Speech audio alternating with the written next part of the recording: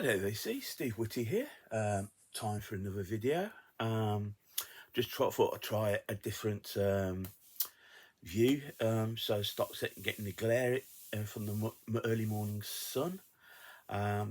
This video is my June recent finds video. So I'm going to show you what I picked up during the month of June. Just let you know, I'm feeling a lot better myself. The eye is slowly getting there. Still see a bit of stiffness in the side of my mouth, but hey ho. I even trimmed the beard back a little bit by mistake, but hey ho. So not me talking about my travails, let's go on. We'll show what I picked up during June. First album is the Gentle Giant Interview, released in 1976. I think it's due for a Steve Wilson remix release very shortly. So I was pleased to pick this up. To pick it up, original chrysalis. You might see some of the albums I'm going to show you. Might see on here outlines of sellotape. Apparently, in the 70s, it was quite common for people to, I think, protect the seams of the sleeves by wrapping it in sellotape. Which is fine, but sellotape ages, and when it comes to be removed, it leaves sort of like a film trace. It's not the end of the world, to be quite honest. It doesn't stop the record from playing, so hey ho. So I was pleased to pick that up. Another album, Gentle Giant album, slowly building up my collection of them. Next album, Suzanne Vega, Solitude Standing, from '87. This is a reissue. This is a upgrade for me. My previous copy was heavily water damaged, and record wasn't too great. This sounds a lot better. Best known track on here is Luca, which is a hit single in the UK and America, but also Tom's Diner, which in a remix version would make #1, be a #1 single for Suzanne Vega. So yeah, a great happy to pick this up. Quite a few of these are upgrades. Something that Pete in the shop introduced me to. This is Pride and Glory, and this is an album, it's a self-titled album. Now, this came out originally in 1995. This is offshoot of Zakk Wylde, a guitarist with Ozzy Osbourne. And it's, if you're into like southern rock, this is very good. It gets very much up your street. This is very good. This is a reissue. I'll put it up. Comes in a coloured vinyl. I'm not really much into coloured vinyl, but I am impressed with this. It's sort of like clear with like green, sort of green dot in there. It looks like somebody spat in the pressing.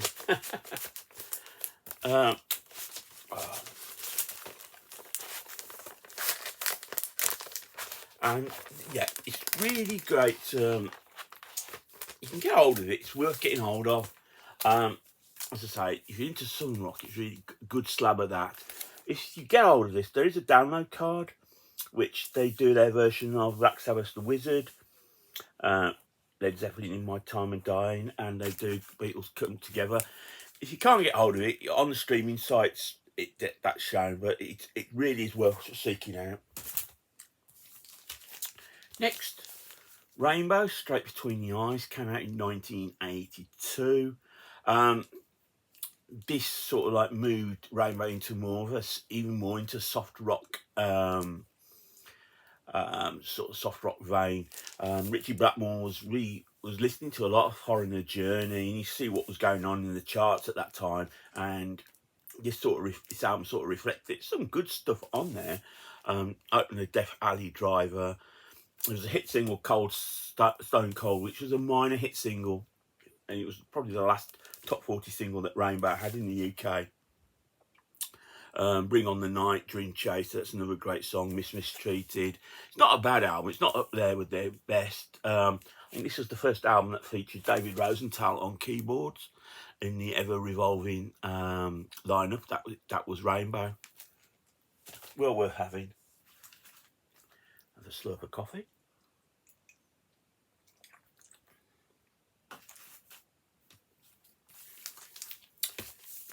copy of this, vinyl copy of this album, in Nirvana's In Utero. It came out in 1993. It was always going to be difficult for Nirvana to follow up Nevermind. This is not a bad album. It's not up there with Nevermind, but there are some songs that I do enjoy off here. I did enjoy Heart Shaped Box, the single. Rape Me is quite a haunting song. Penny Royalty. Now that was going to be the single that was going to be released when Nirvana were about to tour in 1994. That got cancelled, and then obviously Cobain took his life, and that single got scrapped. Yeah, I think it's a good album. It's not, as I say, it's not there with Nevermind, but then again, as I said, it was always difficult to follow. But I'm pleased to have finally got a copy of this, a Back to Black reissue. In that sort of vein, these two albums I'm really pleased to have picked up. This is Stooges. This is a reissue. I'm trying to think when the reissue was. 2005, I think. This is the album. It's also got a second disc of sort of like outtakes, sort of vein of the CD. Stooges, just classic proto-punk. The Detroit scene of that time. Obviously 1969, Wanna Be a Dog. No Fun, which Sex Pistols covered. So really stoked. I was going to use the word stoked. I don't really like that word. Really pleased to find that. So pleased that I almost wet myself when I found that was available. So I picked up Get No Funhouse, the follow-up from 1970. That's got TVI, Funhouse, LA Blues. Again, it follows the same format as the Stooges album, the original album, and then an album, another disc of outtakes. Yeah, really pleased to have those two albums in my collection. Next album, Pete played me this in the shop. He says, "You're going to have this." And all right, this is Bachman Turner Overdrive Live Japan Tour. Not an easy album to pick up because it was only ever released in Canada and Japan. But it's up there with one of the great live albums. You put the record on, and they go on to roll on down the highway. It's just absolutely rocks. I don't think I really appreciated till I really got to know Pete in the shop how much of a great band Bachman Turner and Overdrive are. Yes, you know it. You ain't seen nothing yet. But there's so much more to them. I could really hammer it out. What a great band. Taking Care of Business on side 2. Absolutely up there. I'd say it's up there with one of my favourite live albums of all time. Changing tact somewhat differently. I picked this up a couple of quid. This is Davidiff, and this is the album Oneness. This is Carlos Santana. So I think it's a live album dedicated to his guru Sri Shimoni. I think is how you pronounce it. It's just it fills up a gap in my Santana collection. It's not a bad album, you know. It's it could have been sounding a lot worse. There's a lot of good playing on here, but obviously it's more of a devotional album for Santana, which I think there's nothing wrong with that. You know, it puts him in a happy place. That's important, but it's a nice album. I enjoy it. Let's have another slurp of coffee.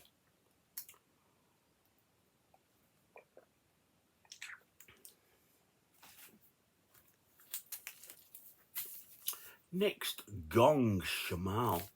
This is an original copy on Virgin Records. Came out in 1975.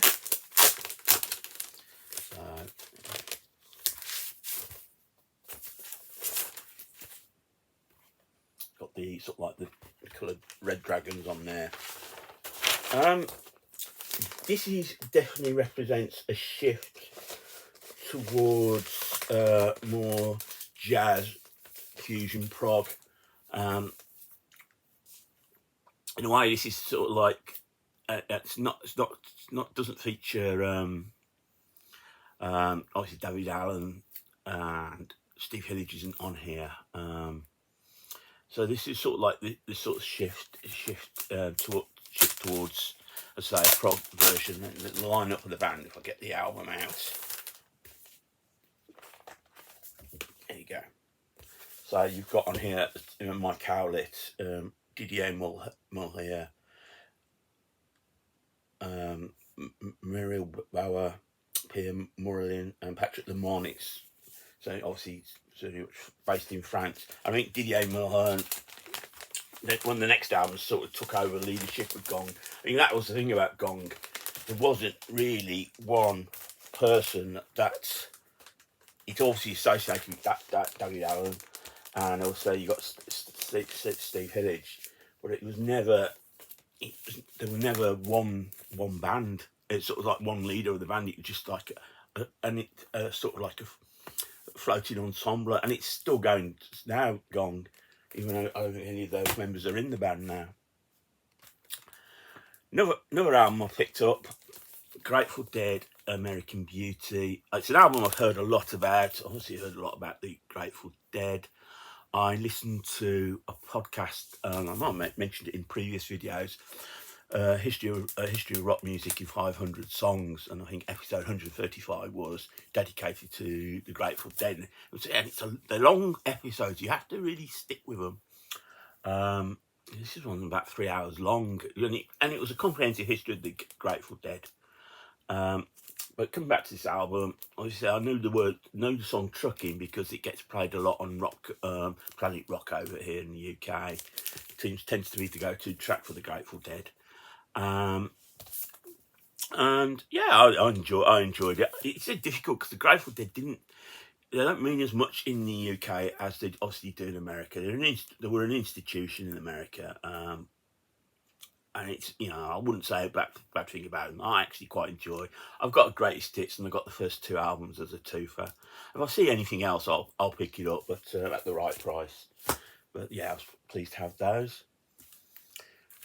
A band that I'm really pleased to have picked up. I was aware of them in the 80s. Never really. I may have had somebody made a tape of a couple of their albums, but never actually owned anything, not even CDs. King's Cross. Or King's X. I don't know how I never knew how you pronounce it, but this is their debut, Out of the Silent Planet. Came out on the Megaforce via Atlantic. I'm trying to think when this came out. It's 88, I think. So this sort of like, it's like metal, but there's also elements of prog in it. It's a band with a trio. And yeah, and actually time makes it even better. Not having really listened to them, but hearing a lot of people go on about them, I'm actually really pleased I picked a copy of that up. And then I'm so pleased again I found the follow-up album Gretchen Goes to Nebraska, and that probably was the album I had a tape of, so I could have knew a lot of these songs. Over My Head, Summerland, The Difference, Mission. Yeah, great album. I'm going to see if I can pick up some more. They're still going. I know Doug Pinnick, he's a bit of a the bass player, bit of a troubled soul. I think he's gay, but he's a Christian. He's from Texas. It's all those that mixture. But yeah, really happy to have that. Again, more Slurpee coffee.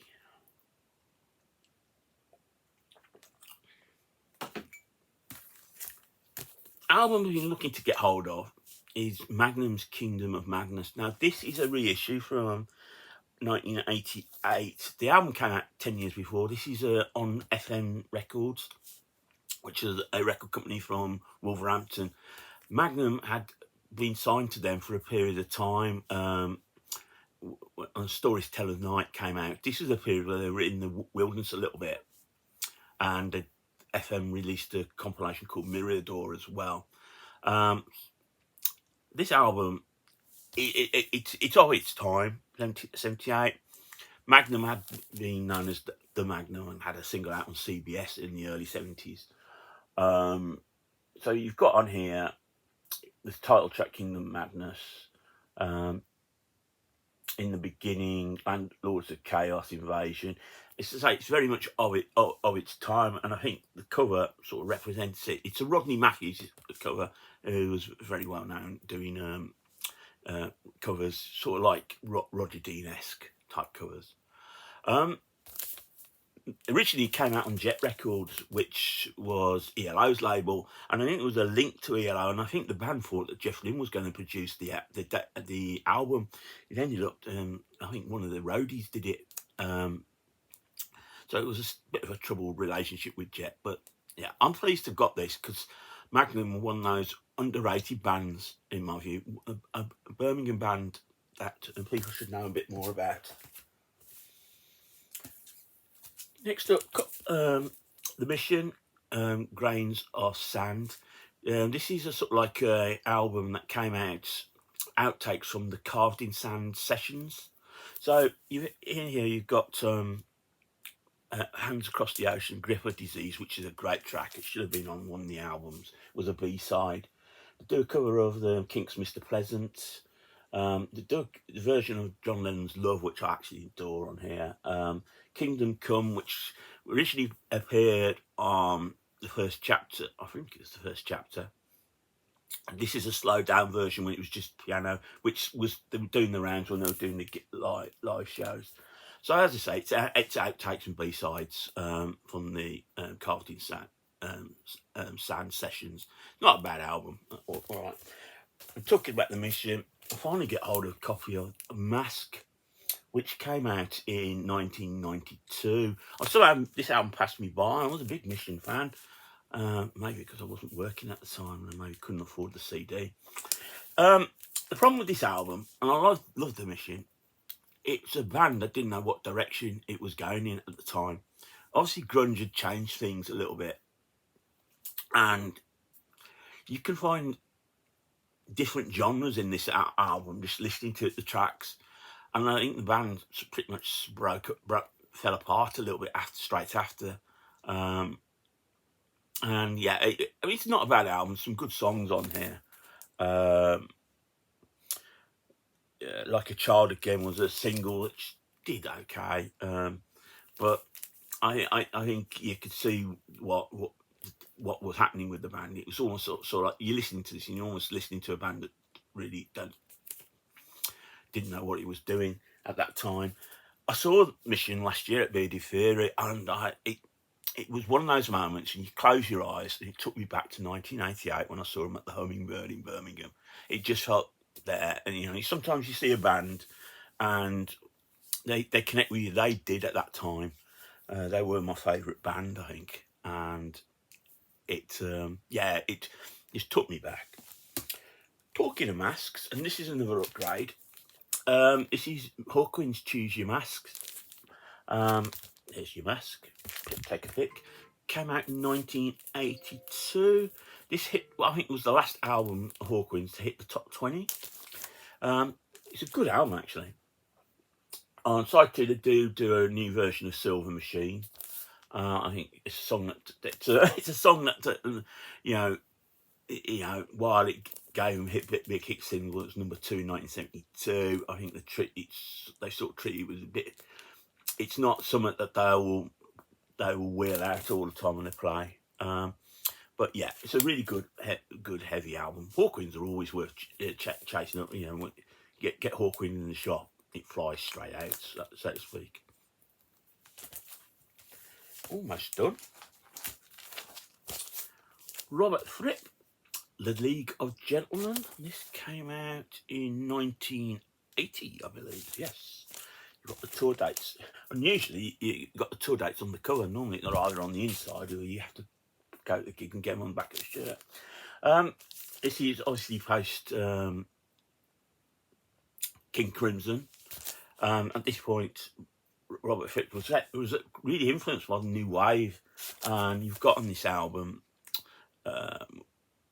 you've got Sarah Lee, bass guitar, who was in the Gang of Four, and you've got Barry Andrews, who was keyboardist, I believe, in XTC. And it's very much of that ilk, new wave ilk. Though a year afterwards, Fripp would record an album called Discipline, and he was so impressed that he was going to call the band Discipline, but he changed it to King Crimson.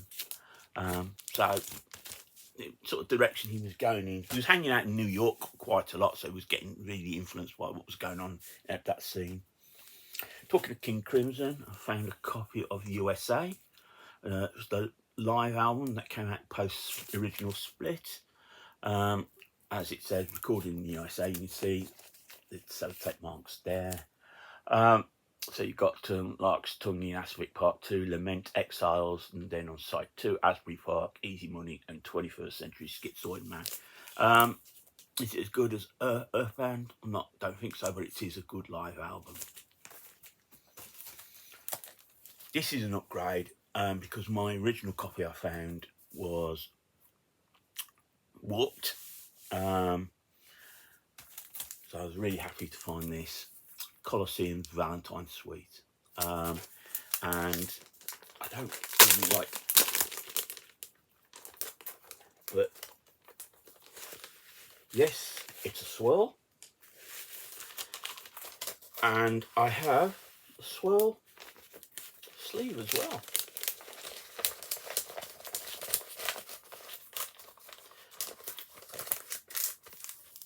I think this came out in '69.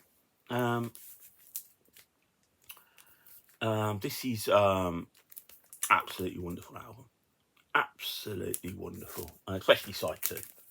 John Heisman. This is sort of like the sort of classic lineup of the band, and this to me, it's just them at their peak. It only really originally lasted about 3 albums. 4 if you include the live album, though they periodically got back together again. Heisman died a few years ago.